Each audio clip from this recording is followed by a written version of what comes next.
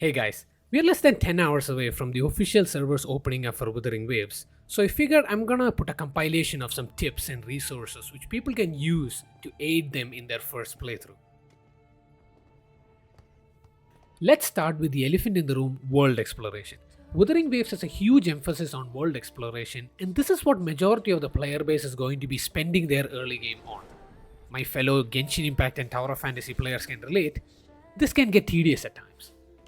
I found this interactive map which can be used to mark and check locations which you've already been to, etc., while you're exploring the world and resource farming. I'll put the link for that map in the description below. Make sure you check that out, and this map will consistently be updated for future patches and the new areas which will be joining. So do take it with a grain of salt.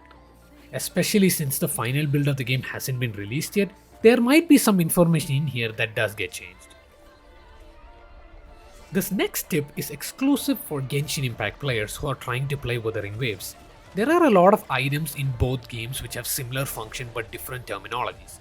So this list puts together all the items which have the same function but different names side by side for a comparison point of view, in case you ever need it. My next tip is going to be a bit of a controversial one. The tip is to play at your own pace. Unless you're rerolling, of course. If you're rerolling, you might want to get ahead into it because it does take some time, and you can check out my reroll guide for who to pick and all that stuff. But I digress. The reason why I say play at your own pace is we have limited content on the first patch, and it is definitely not going to be possible to get to end game within the first patch because that would kinda kill the game in my opinion. If everybody's able to reach end game within the first patch, that would exhaust a lot of content and that would put Kuro Games in a tough spot for the next patch. So take your time, enjoy the game, explore the world, and enjoy the main story, which is 6 acts now, up from 4 which we had in the closed beta test.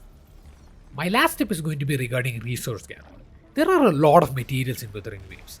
So while you're exploring the world and doing the main story, pick up any material you come across.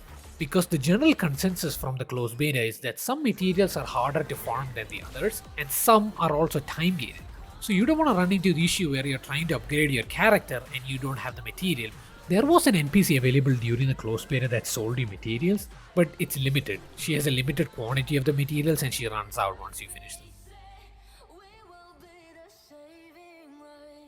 Well, that's it for today's video, guys. Hope these tips help you in your progression in Wuthering Waves. Please consider subscribing to my channel as I'm going to be doing a lot of Wuthering Waves content and I don't want you guys to miss out.